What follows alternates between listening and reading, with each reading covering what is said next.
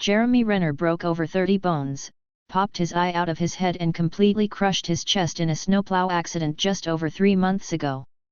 He's said several times that he and the people close to him feared he wouldn't survive his severe injuries, but last night he made his first red carpet appearance since the accident and he managed to walk the carpet, too. The event was the premiere of his Disney-owned show, Rennervations, which is available for streaming today. Renner even had a very special guest, his 10-year-old daughter Ava.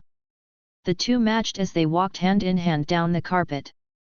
Renner wore a blue suit, and Ava complimented him in a blue dress. Renner and a few other people behind the show, including his best friend, Rory Millican, sat down to speak with Jimmy Kimmel in a panel that took place after the first episode was shown.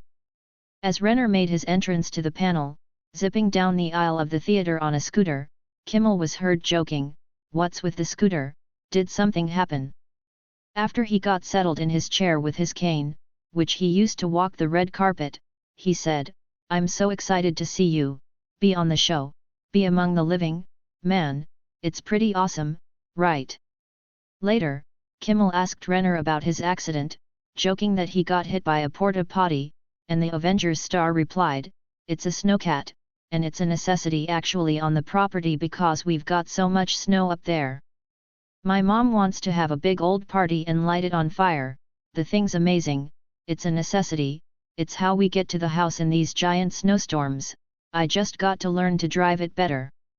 Much of the panel was dedicated to the show, which is clearly a major passion project for Renner, but they did touch a bit more on the accident later in the discussion.